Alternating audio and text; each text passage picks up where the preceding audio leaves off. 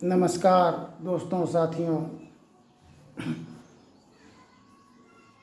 मोरा जियरा बरा अंदेशवा मुसाफिरे जई हो कौने और मोरा जियरा बरा अंदेशवा मुसाफिरे जई हो कौने और 5-25 के निस दिन झगड़ा नाहिन तोरन मोर 5-25 के निस दिन झगड़ा नाहिन तोरन मोर जई हो कौन और मुसाफिर जई हो कौन और।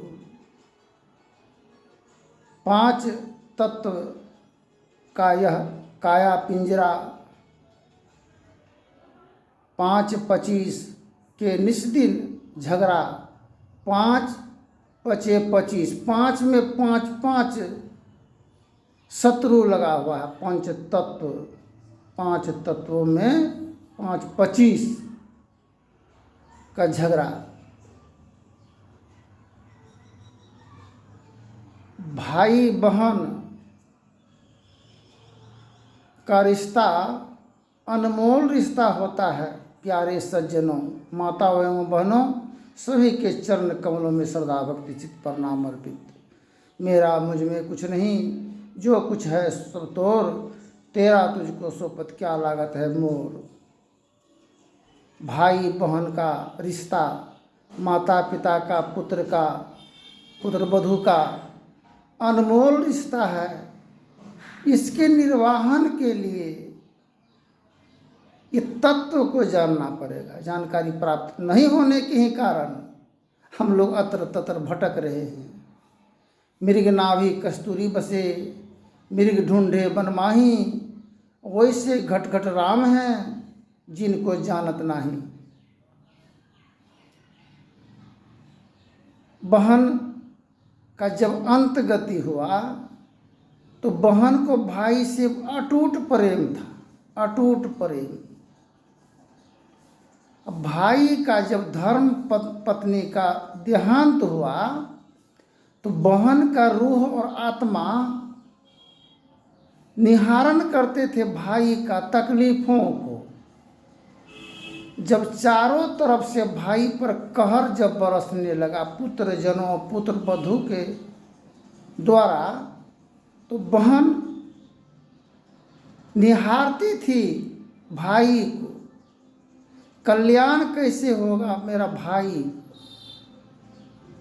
भाभी तो मेरा चल बसी, भाई परेशानी के दलदल में पड़ा हुआ है, कहीं किनारा नहीं मिल रहा है, बीच दरिया में डूब रहे हैं।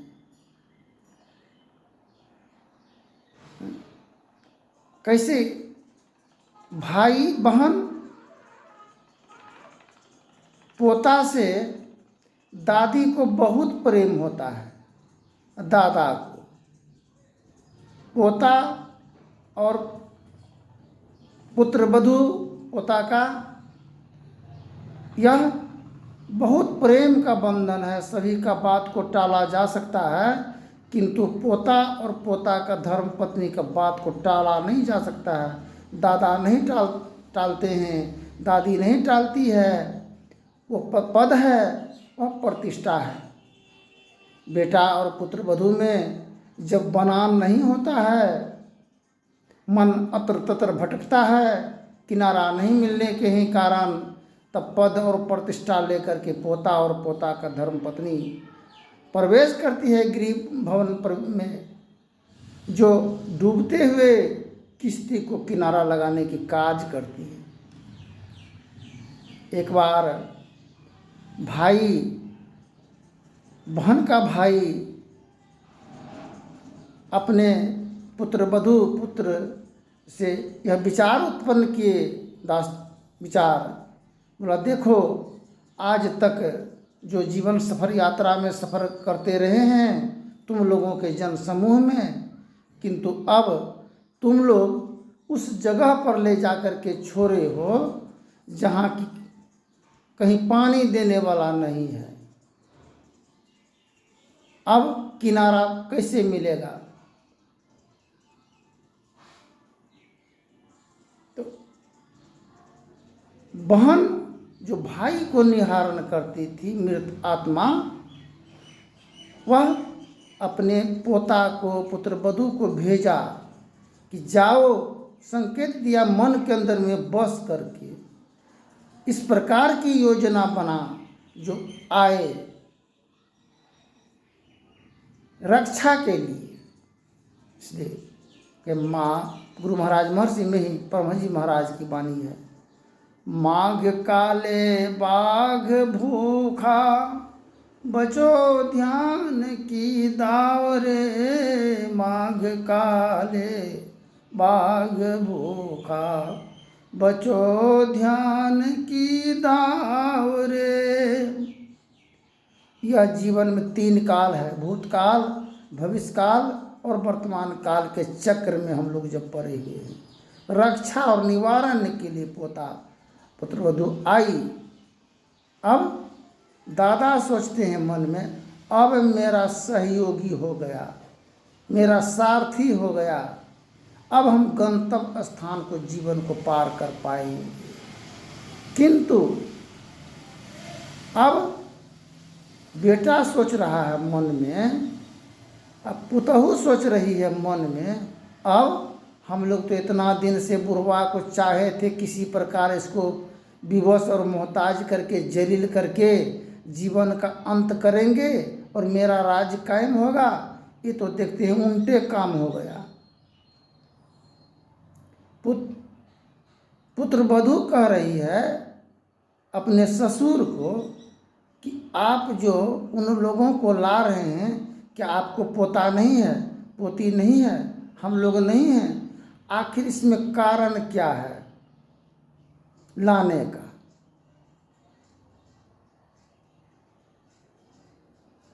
ससुर कहते हैं पुत्रवधू को, देखो धर्म परायणी, पद्मिनी, प्रतिष्ठादायिनी, तुम्हारे घर में आने से कितना बड़ा शोभा प्राप्त हुआ है।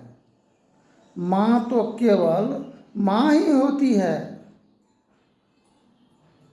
किंतु तुम मेरे पुत्र की भी माँ हो, पोता का भी माँ हो, जो पद हमको दिए, बच्चों की माँ, प्रतिष्ठा लेकर के तुम आए, तब ना आज पोता वाला हम हुए हैं। ये रोशन कौन किया इस घर को? रोशन और शोषण कौन कर रहा है? अब तुम कह रही अंत समय में सभी दिन आशा दे करके, नहीं विवाह शादी नहीं करना है, हम आपका सारे ही रखवाली और रक्षा करेंगे, देख रेख करेंगे।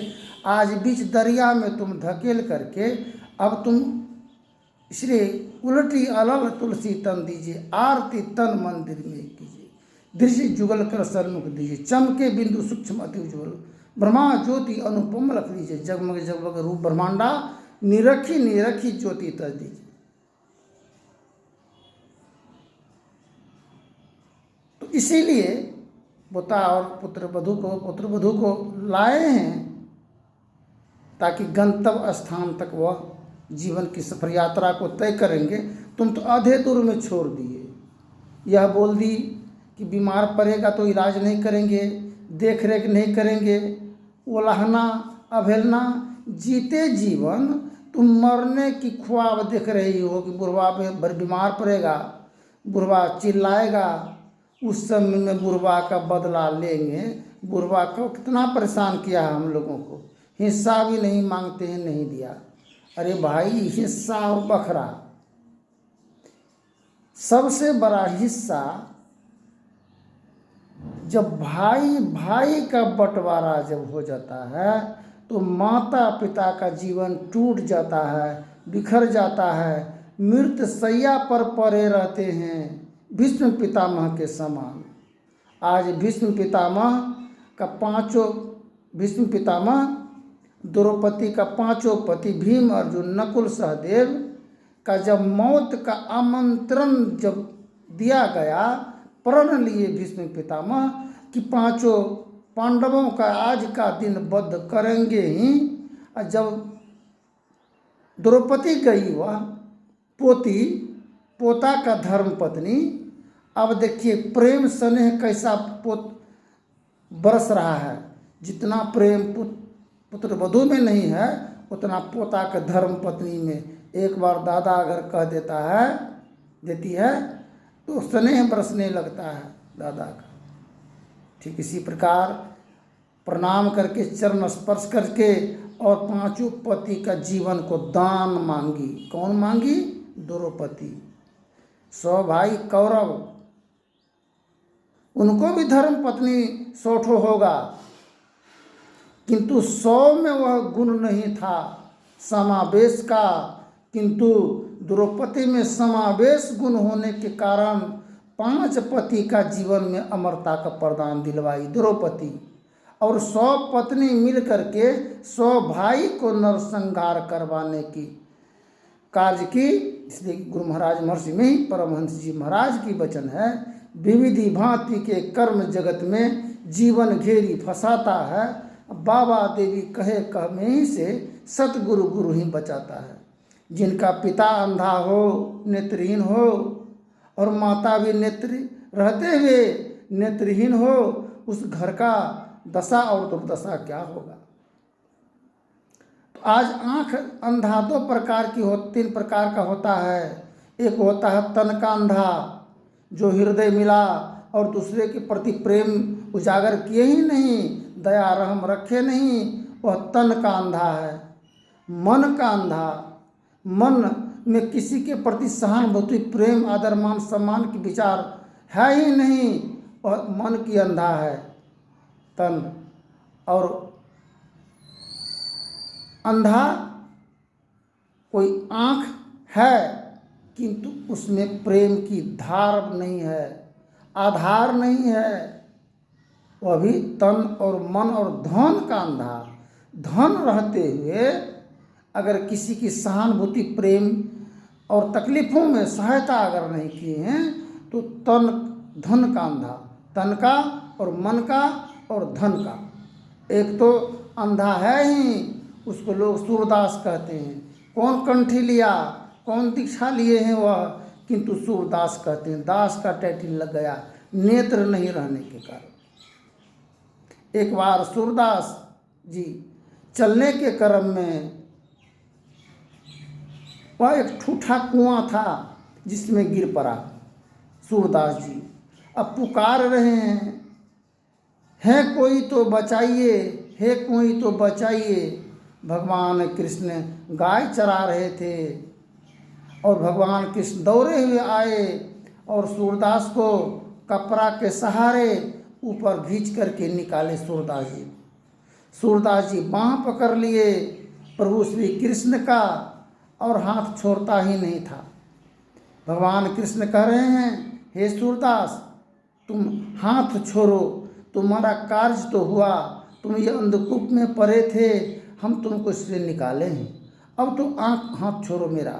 बोला प्रभु हम कैसे आपका हाथ छोड़ेंगे, आज इस कुआं में गिर गए, फिर दूसरा कुआं में गिर पड़ेंगे, कौन निकालेगा। इसलिए हे परमेश्वर, ईश्वर मालिक, हम आपका हाथ नहीं छोड़ेंगे। सूरदास जी कहते हैं भगवान कृष्ण को, बोला नहीं नहीं, हमको हाथ तो छोड़ना ही पड़ेगा सूरदास, कार्य से ही मतलब है ना, हुआ तुम्हारा कार्य, अब छोड़ो पुनः। भगवान कृष्ण हाथ का झिट्टा मार करके छुड़ा लिए हाथ सूरदास जी से, और सूरदास जी कहते हैं अंतर दिल से दर्पित होकर के, राखिए लाज हमारी प्रभु गोवर्धन गिरधारी, प्रभु गोवर्धन गिरधारी, गोवर्धन गिरधारी। जब जब भीड़ परी संतों पर आप ही काज संभारी, गोवर्धन गिरधारी। अंधकूप परे थे जग में, आप ही बाहर निकाली, आप ही बाहर निकाली प्रभु गोवर्धन गिरधारी। आपसे बड़ा जग में ना कोई, बहुत बड़ा बलिहारी प्रभु गोवर्धन गिरधारी। सूरदास जी कहते हैं, प्रभु आप तो ताकतवर थे, हाथ का झिट्टा दे करके निकाले, छुड़ाए हाथ को, किंतु आप तो मेरे दिल में बसते हैं। आप दिल से तो निकाल करके दिखा दीजिए मालिक। हाँ, जिसका बाल बच्चों का माता पिता के हृदय में मन बसा हुआ हो, बाहर से कितनों झिट्टा मार करके छुड़ा लिया जाए, निकाल लिया जाए, किंतु दिल से कोई नहीं निकाल सकता है। इसलिए 5-25 का झंझट होता है, झमेला लगता है। बवाल मारधार होने पर भी यह श्रद्धा और प्रेम सहानुभूति का, यह प्रेम का यह मंदिर है। इस मंदिर में परमात्मा रमैया राम रमन करने वाला परमात्मा बसते हैं। इसलिए कहे घट घट में राम, कन कन में भगवान। कुरान शरीफ में लिखा है कि जर्रा जर्रा में खुदा है। खुदा का कारीगरी है, वह कारीगर इस परमात्मा या जीवन का निर्माण किए हैं। जिस प्रकार 100 घर कोई मालिक बना लेता है, किंतु 100 घर में नहीं रहता है। किसी एक घर में ही निवास करते हैं, किंतु नज़र सभी घरों में रहता है, सभी महलों में रहता है। जितने उसमें कार्यपालक मौजूद होते हैं, सभी का उसका निगाह नज़र रखते हैं, उस पर सभी की भरण पोषण दायित्वों का निर्वहन मालिक करते हैं। ठीक इसी प्रकार सारे संसार का यह मानव रूपी पिंजरा परमात्मा ईश्वर का रहने का घर है। उन्हीं का निर्माण क्या हुआ है, उन्हीं के कारीगरी के द्वारा जीवन का निर्माण हुआ है। संसार जगत में हम लोग आए हैं, किंतु मालिक कहीं बैठा है, किसी घर महल में है, किंतु सारे महल मालिक का है। अगर कोई महल को कोई तोड़ दे, अनहित करने की काज करे, मालिक उनको परेशान करेंगे, मामला मुकदमा करेंगे, उस पर वार संहार करने की चेष्टा करेंगे मालिक। ठीक इसी प्रकार हम लोग एक दूसरे पर प्रहार करते हैं, अत्याचार करते हैं, जुल्म करते हैं। वह मालिक सभी का दंड का दंडाधिकारी हैं। वो सभी का लेखन करते हैं, सभी के कार्यों का, सभी का अवलेखन के द्वारा पुण्य और पाप की हिसाब करते हैं। राम झरोखा बैठ के सबकी मजरा लेत, जाको जैसी चाकरी ताको तैसे देत। आप किसी को पीड़ा पहुंचाते हैं, कष्ट पहुंचाते हैं, तकलीफ देते हैं, किसी का सर कलम करते हैं, किसी का सर फरोशी करते हैं, किसी का हक मारते हैं, शोषण करते हैं, वृद्धजनों को विवश करते हैं, घर की गृहिणी बाल बच्चों पर शोषण अत्याचार जुल्म ढाते हैं। कदापि इस परमात्मा के निगाह से आप गिर गए, सर जमीन पर गिर जाएंगे तो उठ भी सकते हैं, खड़ा हो सकते हैं, चल सकते हैं। जब सूरदास की समान कुआं में गिर पड़ने पर भी परमात्मा परमेश्वर निकाल लिए, किंतु नज़र से परमात्मा का जब गिर जाएंगे, एक दूसरे के आत्मसम्मान न करेंगे, ठोकर देंगे, आघात पहुंचाएंगे, परमात्मा की नज़र से जब गिर पड़ेंगे तो कोई उठाने वाला नहीं है। श्री सतगुरुदेव स्वामी की जय जयकार हो, मानव भगवान की जय हो, सारे जगत संसार की मानव का कल्याण हो। धन्यवाद। जय हिंद, जय भारत। आगे की प्रसंग में बोलेंगे।